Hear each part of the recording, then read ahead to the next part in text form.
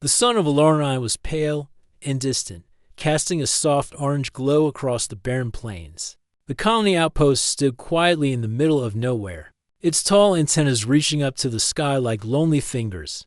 Tom sat in his workshop, his hands covered in grease as he repaired a broken generator. It was quiet, the way he liked it. He had been on this planet for 2 years, working as an engineer for the Galactic Union's colony project. Life was simple. Work, eat, sleep, repeat. Tom didn't talk much to people. He didn't need to. He had left Earth to get away from noise, from the endless chatter and constant distractions. Out here, things made sense. Machines didn't talk back. They broke, and he fixed them. That was all. But that morning, his peaceful routine ended. The message came through the colony's central console. A flashing light appeared on the comms panel, and a mechanical voice said, "Priority message for human subject Thomas Gray. Open immediately." Tom wiped his hands on a cloth and walked over, frowning. Priority messages rarely came, and when they did, they usually meant bad news. He pressed the button, and a holographic figure appeared. It was a representative of the Galactic Union. Tall being with 4 thin arms and translucent skin that made it look almost ghostly. Its voice was calm but formal. "Human subject Thomas Gray," it said. "Under the Cultural Exchange and Companionship Program, you have been selected to receive a partner for cohabitation and emotional support. Your assigned companion will arrive today." Tom blinked. "What?" The figure continued as if it hadn't heard him. "The program is designed to promote mutual understanding between humans and allied species. Your partner has been chosen from the Yellari people. Prepare accommodations. End of message." The hologram disappeared. Tom stood there for a long moment, staring at the empty space where the message had been. He rubbed his forehead. A partner? For emotional support? What is this nonsense? He shook his head and muttered to himself, "I don't need a partner.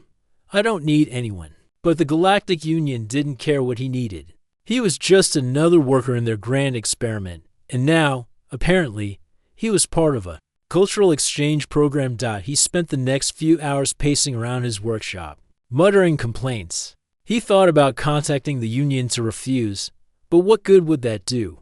The Union didn't take no for an answer. By noon, he heard the sound of an incoming shuttle. Tom stepped outside. The shuttle was small, sleek, and bright silver. It hovered above the ground for a moment before landing softly on the dusty plain. The door slid open with a quiet hiss. Out stepped the smallest alien Tom had ever seen. She was about his shoulder height, with delicate features and smooth green skin that seemed to shimmer under Alarnine's pale light. Her hair, or what looked like hair, was thin and white, flowing softly around her face. Her large golden eyes blinked as she looked at him, and then she smiled. "Hello, human," she said in a gentle, cheerful voice. "You must be Thomas Gray." Tom crossed his arms. "It's Tom." She nodded, still smiling. "Tom. Good. My name is Lyra. I'm your assigned wife." Tom froze. "My what? Your wife," she repeated, tilting her head. "For companionship. It is what your people need. And now you have been assigned one." Tom stared at her, completely unsure of what to say. This wasn't happening. This had to be a joke. "I didn't ask for this," he said finally. She stepped forward lightly, as if she didn't even notice his irritation. "The Galactic Union said humans require partnership. My people volunteered. I was chosen for you." Tom frowned. "Look, I don't know what they told you, but I don't need a partner. And I definitely don't need a wife." Lyra only blinked those bright golden eyes and said, "That is what humans always say. But it is not true. You need someone." Tom opened his mouth to argue, but no words came. He was angry, but also strangely caught off guard by her calmness. She wasn't defensive. She wasn't trying to push anything. She just said it like it was a fact. "I live alone," he finally said, "and I like it that way." Lyra tilted her head again, almost studying him. "You live alone. But do you like it? Or do you tell yourself that you like it because you do not know what it is like to live with someone?" Tom blinked. He didn't expect an alien stranger to question his life like this 5 minutes after meeting him. He sighed. "Look, I don't know what you think this is, but I'm just an engineer. I'm not looking for whatever this is supposed to be." She walked past him, looking round the outpost. Her steps were soft and quiet, and she seemed fascinated by everything. "You live in a small space," she said thoughtfully. "It will need changes for two people." "Two people?" Tom muttered. "You're actually staying here?" "Yes," she said simply. "This is my home now, and yours. We will share it." Tom rubbed his face with his hand. This was insane. He didn't sign up for this. He didn't want this. And yet, as he looked at her, this small, strange creature who had just walked into his life, he couldn't bring himself to send her away. Maybe it was her calmness. Maybe it was that faint, knowing smile. Or maybe it was the fact that, for the first time in 2 years, someone was here who wasn't just a hologram or a passing supply officer. Lyra turned back to him, smiling again. "You may not understand now, but you will. Humans need connection. Humans need someone. All the time. And now you have me." Tom let out a long breath. "This is going to be a disaster." He muttered but deep down, he wasn't entirely sure he believed that. Tom had been alone for so long that he had forgotten what it felt like to share his space. Now, every corner of his quiet outpost felt different. Lyra moved around like she belonged there, her light steps almost silent on the metal floor. She was curious about everything. "This is your workroom?" she asked as she peered at the shelves filled with tools and spare parts. "Yes," Tom said shortly, tightening a bolt on the generator. "Don't touch anything." She tilted her head. "Why not?" "Because it's not for touching. It's for fixing. And you don't know how it works." Lyra walked closer, bending down to look at the generator. "But if I learn, I can help." "You? Two people are faster than one." Tom sighed. "It doesn't work like that. You don't know human tools. You don't know machines." Her golden eyes blinked, but her smile didn't fade. "Then teach me." Tom stopped working for a moment and looked at her. She wasn't joking. Her expression was calm, but her voice had a strange determination. He shook his head and muttered, "You don't give up, do you?" "No," she replied simply. "Yalari do not give up on what is important." Tom went back to his work, pretending not to hear her. But he did hear, and for some reason, it stayed in his mind. By the next day, Lyra had already reorganized his living quarters. Tom walked in from a repair job outside and froze. "Where are my tools?" he demanded. She pointed at a new shelf she had built using scrap wood and metal. "I arranged them by size and purpose. It will be easier for you now." Tom walked over and looked at the shelf. It was actually better than his messy pile. But he wasn't going to admit that. "Don't touch my things without asking," he said gruffly. "You are welcome," she replied cheerfully, as if she hadn't heard his complaint. He groaned and sat down at the small table, pulling off his gloves. "Do you always do that?" "What?" she asked. "Act like you know what's best for people you just met." Lyra sat across from him, folding her small hands on the table. "It is not about knowing what is best. It is about making life better. Together. That is what companionship is for." Tom shook his head. "Companionship. That's what this is to you?" She nodded. "Yes. That is why the Galactic Union sent me here. They believe humans need someone to care about them, someone to stay by their side." Tom looked at her. She spoke so simply, like she was explaining the weather. There was no hesitation in her voice.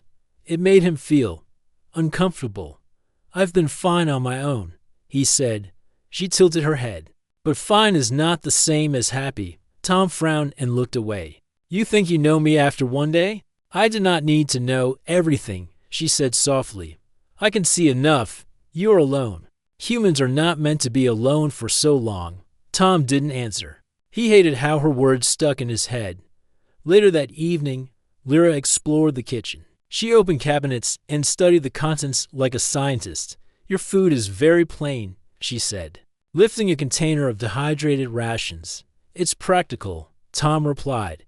"Out here, food is fuel." "That is sad," she said, her face scrunching up. "Meals should be enjoyed, not just consumed." He shrugged. "Welcome to human colony life." She tapped her chin. "I will cook for you." Tom blinked. "What? No. That's not necessary. Of course it is, she said. I will prepare something from Yellari culture. You will like it, or I'll hate it, he muttered. But Lyra was already unpacking her own supplies from a small bag, strange glowing vegetables, crystal-like spices, and a container of thick blue liquid. Tom watched as she carefully mixed them in a small pan, humming softly to herself. The smell filled the room, sharp and sweet at the same time. When she placed the finished dish in front of him, it looked odd. It was green and blue and slightly steaming. Tom hesitated. Eat, she said, smiling. He picked up a spoon and took a bite. His face instantly twisted. That's terrible. Lyra laughed, a soft shimming sound. It is an acquired taste. He pushed the plate back. I think I'll stick with human food. She laughed again. That is fine. But at least you tried. Tom shook his head. But he couldn't help the small smile tugging at the corner of his lips. That night, Tom lay on his narrow bed, staring at the ceiling. He could hear faint movement from the other room where Lyra had set up her sleeping area. He had been against the idea of her staying, but now that she was here, the outpost didn't feel so empty. It annoyed him how quickly she had made herself part of his routine. It annoyed him even more that he didn't entirely hate it. Humans need someone, she had said. He thought about that. Maybe she was wrong. Maybe she wasn't. The next morning, he found her outside, standing near the antenna. She was staring at the horizon, where the 2 moons of Alarnine hung low in the sky. You're up early, he said. She turned to him and smiled. I like watching your world wake up. It is quiet here, but beautiful. He joined her, standing beside her in silence. For a long moment, neither of them spoke. Then she said softly, Do you miss your home? Tom hesitated. Sometimes, but Earth wasn't good for me. Too many people, too much noise out here. I can breathe. And yet, she said, looking at him, you are still lonely. Tom didn't answer. She didn't push him. Instead, she looked back at the horizon and said, It is all right. You will get used to having someone with you, and I will get used to being here. We will learn together. For the first time since she arrived, Tom felt his shoulders relax. Maybe, just maybe, this wouldn't be as bad as he thought. Tom woke up earlier than usual. He wasn't sure if it was because of the sound of quiet humming coming from the other room, or because he was still adjusting to having someone else in his space. He sat up on his bed and rubbed his eyes. The outpost was no longer silent in the mornings. When he stepped into the main room, he found Lyra sitting cross-legged on the floor, surrounded by small glowing crystals. She was carefully arranging them in a circular pattern, humming a soft melody that echoed faintly in the metal walls. What are you doing? Tom asked, his voice rough with sleep. She looked up at him, smiling. Morning ritual. Yellari begin each day by balancing our mind with the crystals. It brings peace and focus. Tom scratched his head. Crystals? You think some shiny rocks can do that? She tilted her head slightly. They are not just shiny rocks.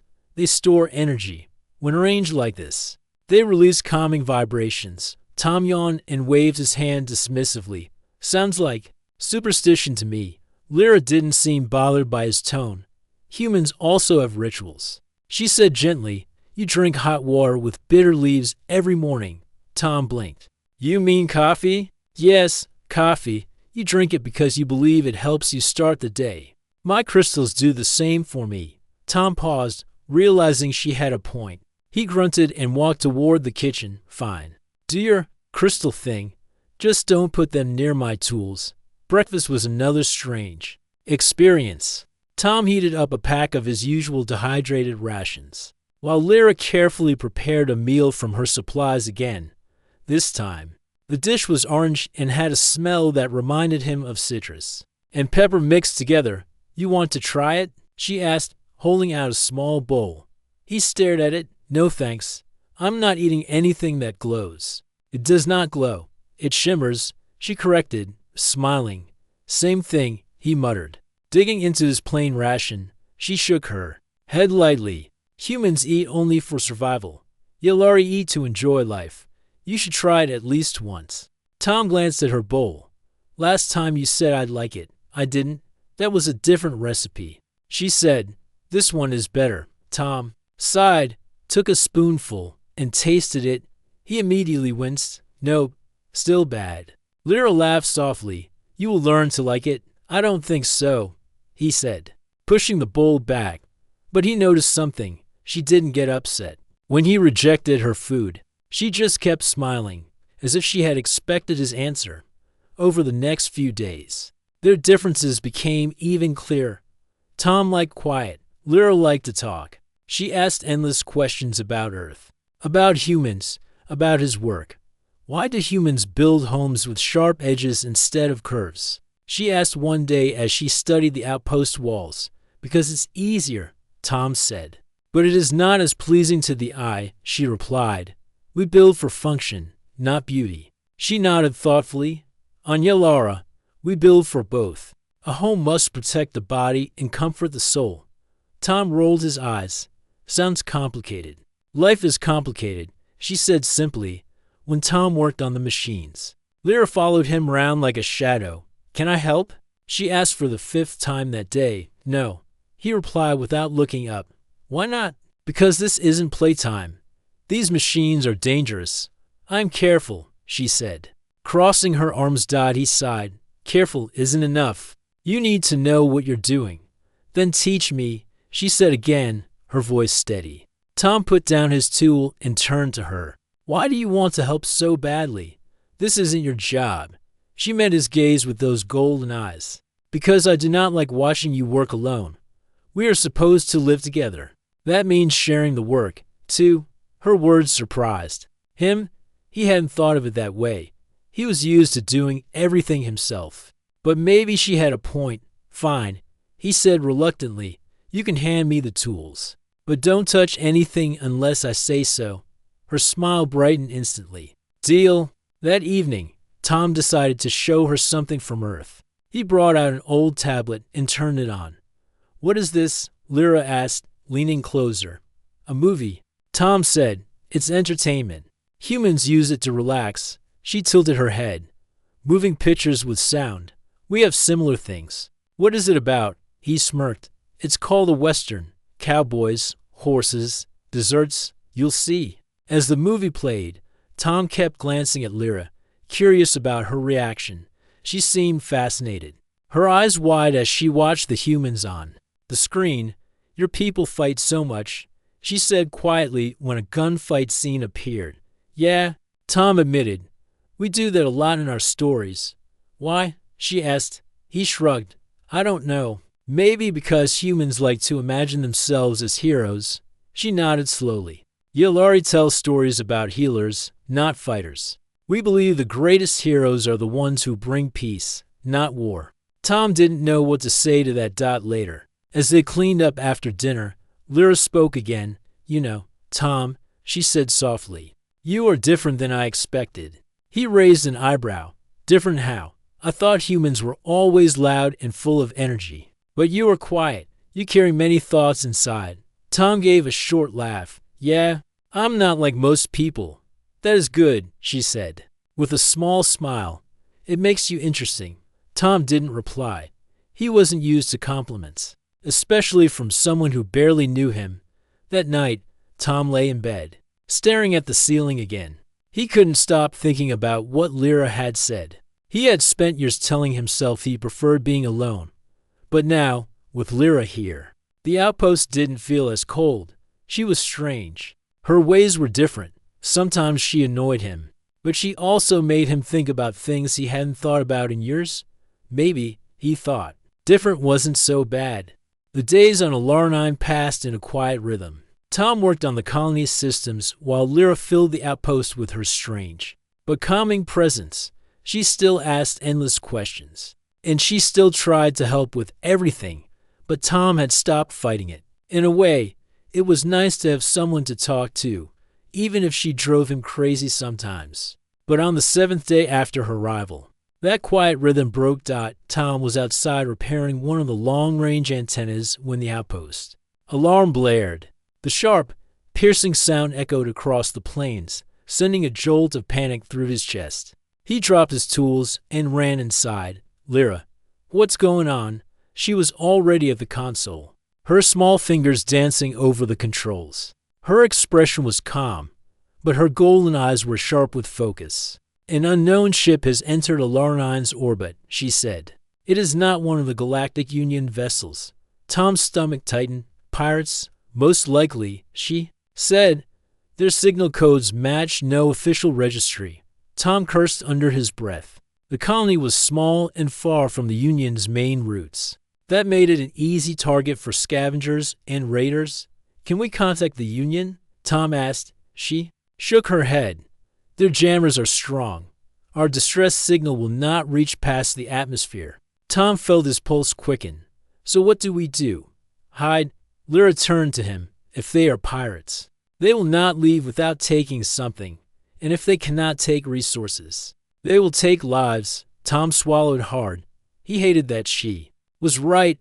Moments later, the console beeped again. Lyra glanced at the screen and said, They are sending a message. Audio only. Tom nodded. Put it through. The speakers crackled, and a deep, rough voice filled the room. Attention. Human outpost. We are the Vark. You are in possession of supplies we need. Surrender them, and no one will be harmed. Refuse, and your outpost will be destroyed. The voice cut off. Tom stared at the console. Vark, he muttered. He had heard of them. A ruthless faction of scavengers who roamed the outer systems, preying on small colonies. Lyra didn't look shaken. They want to see if we are weak.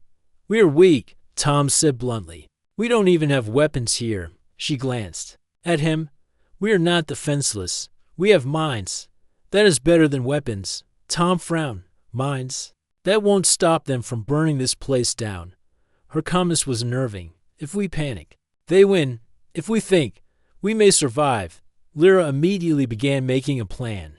Tom wasn't sure whether to follow her lead or argue, but she spoke with such confidence that he found himself listening. First, she said, we will make them believe this outpost is not worth their effort. If they think we have nothing valuable, they may leave. Tom rubbed his temples. And if that doesn't work, then, she said, we negotiate. The Vark respect strength. If we stay calm and show them we are not afraid, they may accept. A trade.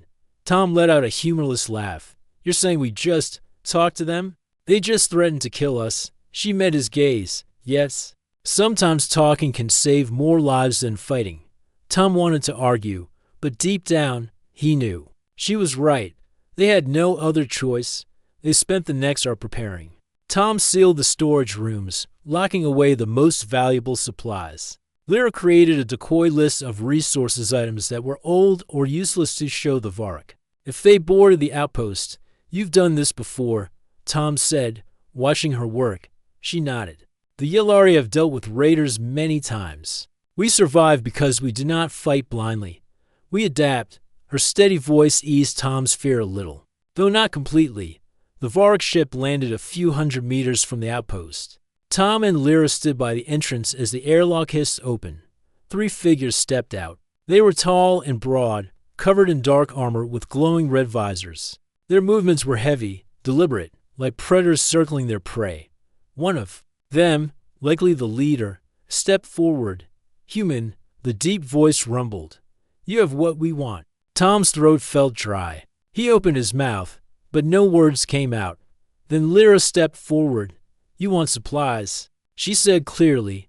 We have some, but not what you need. The Vark leader tilted his head. You are not human. I am Yellari, she replied. This outpost belongs to me as much as it belongs to him. The leader paused, as if studying her. Yellari, he said slowly, peaceful people, you are far from home, and yet still alive. She said without flinching, that means I'm not as weak as you think. Tom's heart pounded. He couldn't believe how calmly she spoke to them. The leader took another step forward. Show us what you have. Do not waste our time. Inside the outpost, Lyra showed. Then the decoy supplies old metal parts, expired rations, and broken equipment. This is what we can offer, she said. It is not much, but it is yours if you leave in peace. The Vark leader stared at the pile. Scrap, he growled. That is all we have, Lyra replied. Tom stayed silent, standing slightly behind her. He knew if he spoke, his fear would show. The leader turned his visor toward Tom. "And what about you, human? Do you have nothing else hidden?" Tom forced himself to speak. "If we had anything valuable, don't you think we'd be living better than this?" The leader studied them for a long moment. Then he let out a low growl. "You are lucky. We do not waste time on empty colonies." He motioned to his men. "Take the scrap. Leave the rest." As quickly as they came, the Vark left, carrying the decoy supplies back to their ship. When the door finally closed and the ship lifted off, Tom let out a breath he didn't know he'd been holding. He turned to Lyra. You just saved us." She smiled faintly. "We saved ourselves. You stood beside me. That matters." Tom shook his head. "No, I froze. You did everything. You stayed," she said softly. "You did not run. That is enough." Tom stared at her for a moment. She was so small compared to those towering raiders, but she hadn't backed down once. "Lyra," he said quietly, "you're braver than I thought." She tilted her head and smiled. Yellari believed that true bravery is not about size or strength. It is about protecting what matters. This outpost matters. You matter. Tom felt something shift inside him at her words, for the first time since he came to LR9. He didn't feel like he was just surviving. He felt like he belonged. The Vark ship was gone, but the memory of their visit stayed like a shadow over the outpost. Tom couldn't stop replaying the moment in his head, the towering armored figures, the threat in their voice, and Lyra's steady calm as she stood between them and danger. That night, Tom couldn't sleep. He lay in his bed staring at the ceiling, thinking about what could have happened if the Vark hadn't accepted their trick. They could have taken everything. They could have killed them both. He turned on his side and saw the faint glow of light coming from the main room. Lyra was still awake. Tom got up and walked out. She was sitting at the table, staring at the small crystals she had used for her morning rituals. But this time, she wasn't arranging them. She was just holding one. Deep in thought. "You're still up," Tom said quietly. She looked up and smiled softly.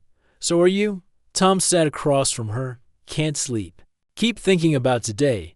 Her golden eyes met his. "So do I. It is normal after danger." Tom rubbed his face with his hands. "Lyra, what if they come back? What if next time they don't believe us? We can't fight them. We don't even have weapons." She tilted her head. "Then we must prepare. Not for war, but for survival." Tom frowned. "Prepare how? We can't build an army." "No," she said calmly. "But we can build defenses. We can make this place harder to take." The next morning, Lyra laid out her plan. "We will make the outpost look poor from the outside, so raiders think it is useless," she said, tracing designs on a datapad. "But inside, we will strengthen it, barriers, traps, and hidden storage for the real supplies." Tom nodded slowly. "That could work." And she added, "We need alliances. There are other colonies on this planet. If we connect with them, we will not be alone." Tom hesitated. He had kept to himself for so long that the idea of reaching out to others felt strange. But after what happened with the Vark, he knew isolation was dangerous. "All right," he said. "We'll do it, but we'll need supplies." "Then we will find them," she replied simply. For the next few days, they worked as a team. Tom taught Lyra how to use his tools, and she learned quickly. Her delicate hands surprisingly steady when handling sharp instruments. "You're not bad at this," Tom said as she tightened bolts on a new barrier. She smiled. "Yellari hands are made for precision. It is good to use them for something useful." She also taught Tom some Yellari techniques for creating simple energy shields. Using repurposed crystals, they weren't strong enough to stop heavy weapons, but they could slow intruders. "Not everything must be powerful," Lyra explained. "Sometimes small obstacles make the biggest difference," Tom had to admit. Her way of thinking impressed him. In the evenings, they planned together. "We need to hide the most valuable supplies underground," Tom said one night, spreading a map of the outpost on the table. "If raiders break in, they won't find anything worth taking." "And we should make fake storage rooms," Lyra added. fill them with worthless items. If they believe they've taken everything, they will leave. Tom glanced at her. You've done this before, haven't you? She nodded. My people have survived many raids. We learned long ago that survival is not only about strength. It is about cleverness. Tom leaned back in his chair. You know, when you first got here, I thought you'd just make my life harder. But you're actually making it better? Lyra's golden eyes softened, and when I first arrived, I thought you would refuse to accept me. But you have. That makes us stronger. Tom looked away, feeling an unfamiliar warmth in his chest. One afternoon, they took a rover to a nearby settlement. It was a small human colony, even poorer than Tom's outpost, with only a few families trying to survive in the harsh landscape. The people there were cautious at first, but when Tom explained what had happened with the Vark, they agreed to form a small alliance. They would share information, warn each other of danger, and even trade supplies if needed. On the way back, Tom glanced at Lyra. You were right. We can't do this alone. She smiled. It is always easier to survive when you stand with others. One evening, as they watched the twin moons rise over the plains, Tom finally said what had been on his mind. You know, when you first showed up, I hated the idea of having someone here, he admitted. Lyra turned to him, smiling gently. And now, Tom looked at her for a long moment. Now I'm glad you're here. If it weren't for you, I don't know what would have happened when the Vark came. She tilted her head. If it weren't for you, I would be alone in a strange place. We help each other. Tom, that is what partnership means. Tom felt a strange tightness in his chest, but it wasn't unpleasant. It was comforting. A week later, as they finished reinforcing the outpost, a transmission came. Through dot it was a warning from the nearby settlement. The Vark were back. Tom felt his heart drop. They're coming here again, he said. Lyra stood calmly beside him. Then we will be ready this time. Tom stared at her. How can you stay so calm? She placed a small hand on his arm. Because I am not alone. Neither are you. Together, we can face them. For the first time, Tom believed her. He wasn't just an isolated engineer anymore. He wasn't just surviving. He had a partner, and they were ready to stand together. Tom stared at the transmission warning from the nearby settlement, feeling a familiar chill in his stomach. The raiders hadn't forgotten this outpost. They were returning, and this time, they knew the place wasn't entirely empty. They will reach us by tomorrow, Lyra said calmly, scanning the data. Tom paced the floor. Tomorrow. That's not enough time. We're not ready for this. Lyra's golden eyes followed him. We are as ready as we can be. We prepared for this. He stopped pacing. What if it's not enough? What if they break through the barriers? What if they realize the fake storage is fake? What if Tom? Lyra interrupted softly. What if we survive? Tom froze. Her words were quiet, but cut through his panic. You always think of what will go wrong, she said. But what if we succeed? What if all our work keeps? You are safe? Tom rubbed his face. I don't know how you can stay so calm. She gave a small smile. Because I trust in what we built. And I trust you. Tom blinked at her. You trust me? Of course, she said simply. We are partners. I would not stand here if I did not. Her voice steadied him more than he expected. They spent the rest of the day making final adjustments. Tom double-checked every barrier they had built. He reinforced the entrances with metal plates and checked the hidden compartments, where they had stashed their real supplies. Lyra carefully placed her energy crystals around the outpost, creating small, invisible fields that could slow anyone who crossed them. They will not stop the Vark, she explained, but they will slow them down. That will give us time. Tom nodded. Every second counts. When they finished, they sat at the table, exhausted. The quiet hum of the outpost machines filled the silence. Do you think they'll fall for it again? Tom asked. Maybe, Lyra said. Or maybe they will try to take us as well. Tom stiffened. Take us? She looked at him evenly. They take people sometimes, to trade, or worse. Tom's fist clenched. Not happening. I won't let them take you.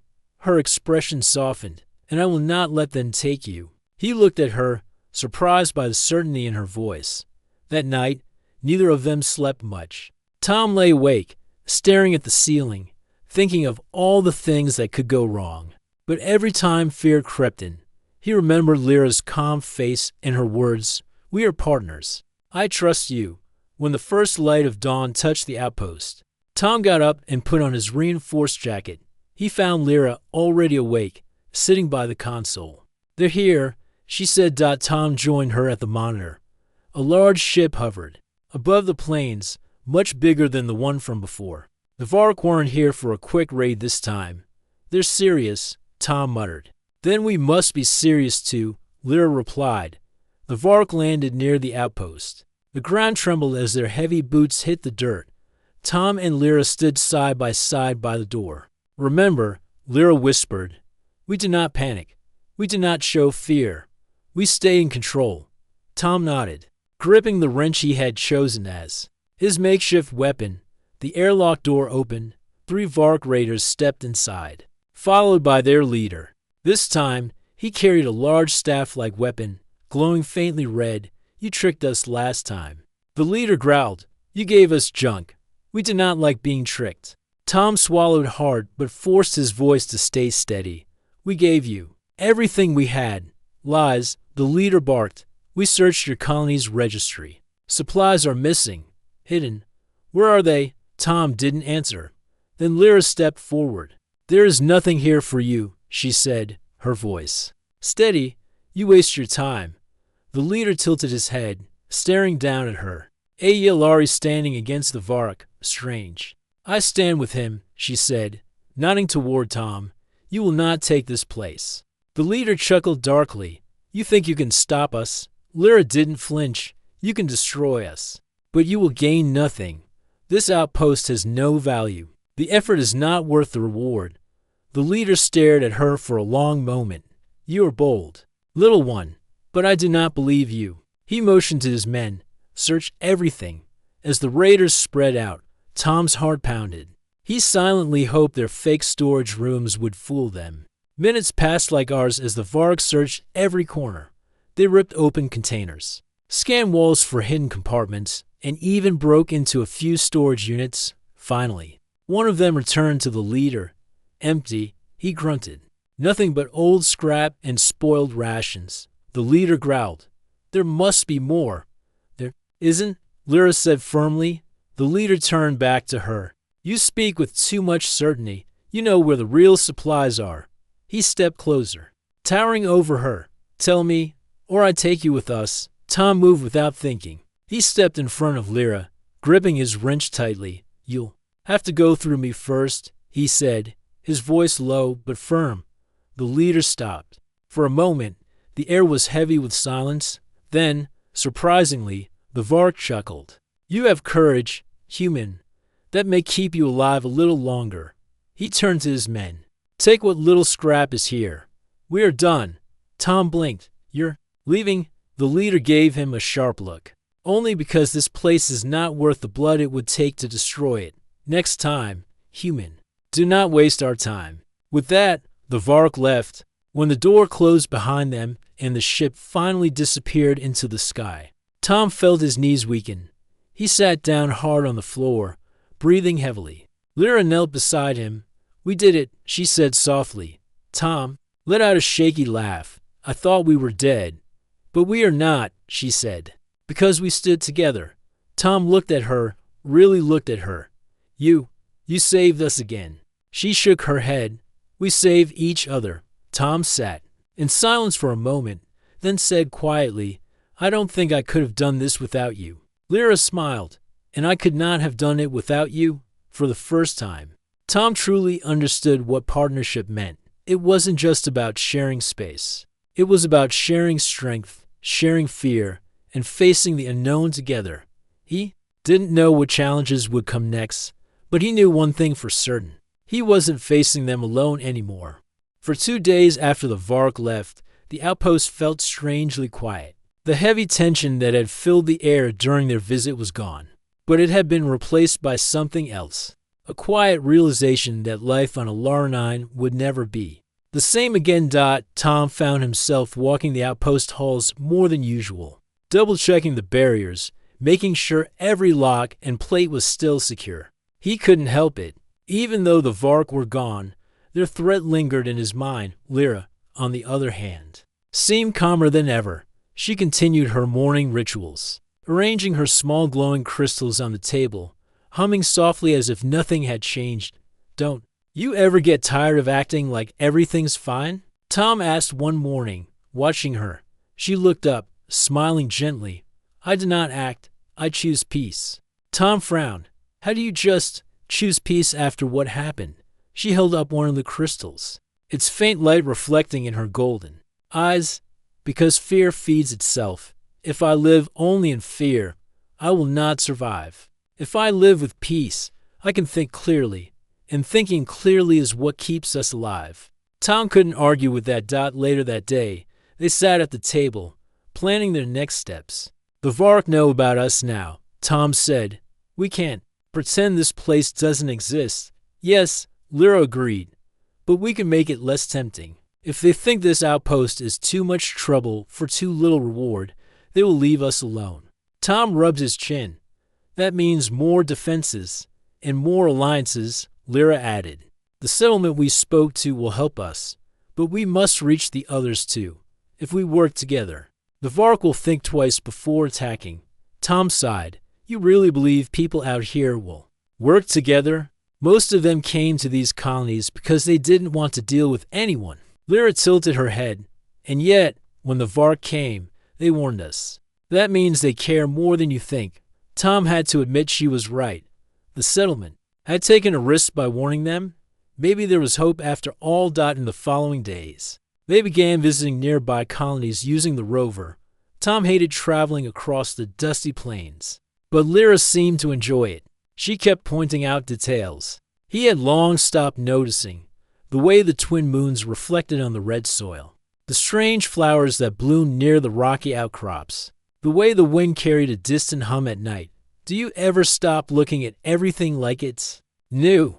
Tom asked one evening as they drove back. She smiled. "It is new to me, and it reminds me that even in harsh places, beauty still lives." Tom didn't respond, but her words stayed with him. At each settlement, they shared what had happened with the Vark and encouraged the colonists to form a communication network. At first, some people were hesitant, others were openly afraid, but slowly, more and more agreed. By the end of the week, they had created a small alliance, a promise to warn each other of danger, trade resources when needed, and, if necessary, stand together against raiders. Tom had never thought of himself as a leader, but the colonists started listening to him, not because he had all the answers, but because they saw that he and Lyra had survived the Vark not once, but twice. "People are looking to you," Lyra told him one night as they sat by a small campfire outside the outpost. Tom shook his head. "I'm no leader. I'm just a guy trying not to die out here." "You are more than that," she said softly. "You are someone who stayed when others would have run. That is why they listen to you." Tom stared into the fire, unsure how to respond. Days turned into weeks, and the outpost began to change. They reinforced the walls with help from nearby colonists. They dug underground storage for their real supplies and turned the surface storage into decoys. They even installed a crude early warning system using old satellite parts, so they'd know if a ship entered the atmosphere. Tom had never worked this hard for something that wasn't just for himself, and strangely, he didn't mind it. One evening, as they tightened the last bolts on a new barrier, Tom looked at Lyra. "You know, this place actually feels alive now. Before, it was just metal and dust, but now it feels like home." She smiled. "That is because you are not alone anymore. Homes are not walls. Homes are people." Tom blinked at her. He'd never thought of it like that, but she was right. That night, as they sat inside, the console beeped with a transmission. Tom tensed, but Lyra calmly activated the screen. It wasn't the Vark. It was a message from one of the colonies and their new network. "Just checking in," the voice said. "No trouble here. Stay safe." Tom exhaled in relief. "Guess the system works." Lyra nodded. "It does. And it will keep working, as long as we keep standing together." As the night grew quiet, Tom found himself staring at Lyra. She was small and delicate compared to him, but she had more courage than anyone he'd ever met. You know, he said softly, when you first got here, I thought you were just sent to make my life harder. She looked at him, amused, and now, he hesitated, then said, now I can't imagine this place without you. Her golden eyes softened. Then it seems we have both found what we needed. Tom felt warmth spread through his chest. For the first time since he had come to Alarnine, he wasn't just surviving. He was living. The Varg might return one day. There would always be threats in the outer systems. But Tom knew something had changed. He wasn't just a lone engineer in a forgotten colony anymore. He had Lyra. He had allies. He had a reason to keep fighting. And for the first time, Alarnine truly felt like home.